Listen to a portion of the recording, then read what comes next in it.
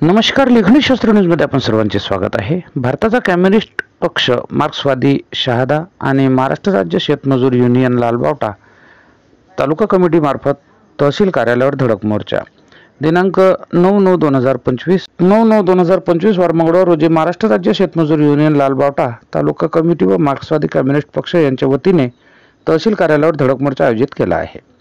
सदर मोर्चात खालीलप्रमाणे मागण्या करण्यात आल्या आहेत. जनसुरक्षा विधेयक कायदा त्वरित रद्द करण्यात यावा. संजय गांधी श्रावणबाळ भूमिहीन शेतमजूर दिव्यांग तसेच राष्ट्रीय अर्थसहाय्याची रक्कम त्वरित अदा करावी. गायरान व वनजमीन करणाऱ्यांच्या नावे करण्यात यावी. 7/12 देण्यात यावा. रोजगार हमी योजनेअंतर्गत मजुरांना 700 रुपये मजुरी अदा करण्यात यावी. वृद्धांना पेन्शन योजना त्वरित लागू करावी. शबरी आवास रमाई आवास योजनेअंतर्गत घरकुलाचा लाभ त्वरित देण्यात यावा.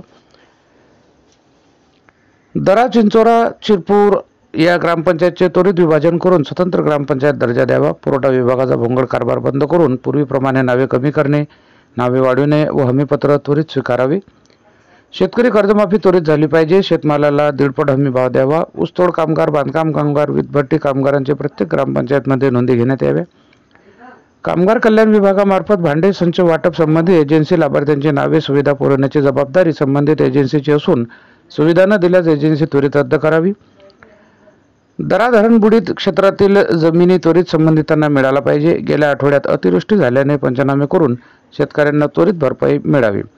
जन्ममृत्यू नोंद आदेशाचे थांबलेले काम त्वरित सुरू करावे. बघत रहा लेखणी शास्त्र न्यूज. नंदुरबार जिल्हा विशेष प्रतिनिधी दगडू निकुम यांची रिपोर्टिंग. जय हिंद, जय संविधान, जय महाराष्ट्र.